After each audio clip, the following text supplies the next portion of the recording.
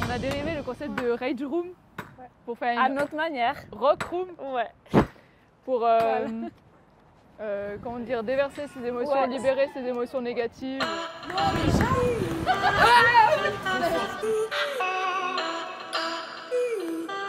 En tout cas, de mon point de vue, c'est vrai qu'on a eu le confinement ces dernières années.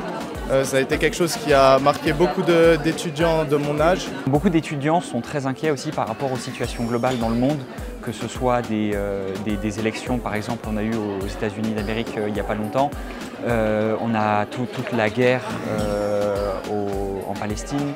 Il y a eu la guerre en Ukraine aussi avant ça.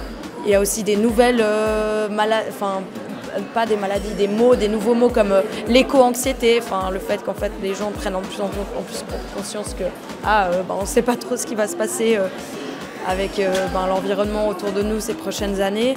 Le stress, les réseaux sociaux, les écrans, ça a créé beaucoup de nouveaux problèmes, de nouvelles pressions. Donc je pense qu'il y a quelque chose à régler, il y a quelque chose à travailler. C'est pour ça que c'est important d'en parler, de mettre ça en avant, de mettre ça en lumière.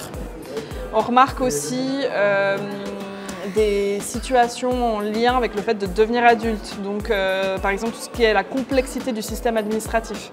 Par exemple, je ne sais pas comment remplir ma déclaration d'impôt, je dois avoir mon premier logement, tout ce qui est administratif en lien avec ça.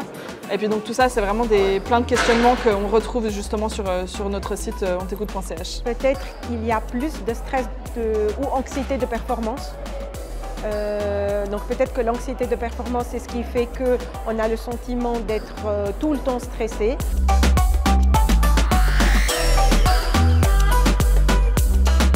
On a l'impression que les étudiants vont mal parce qu'ils en parlent plus, mais je pense que ce n'est pas nécessairement le cas et que c'est justement une bonne manière d'extérioriser, de pouvoir en parler, de se sentir compris, comprise.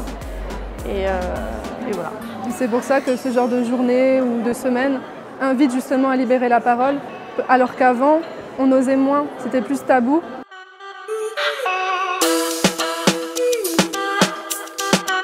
Je pense que ce genre de journée ne peut faire que du bien à ces personnes qui pourraient avoir besoin d'aide supplémentaire. Pas toutes les universités pensent au bien-être des étudiants. Donc évidemment, c'est quelque chose qui fait plaisir. C'est un sujet qui est super important de nos jours, pour les jeunes surtout. On n'en parle peut-être pas assez.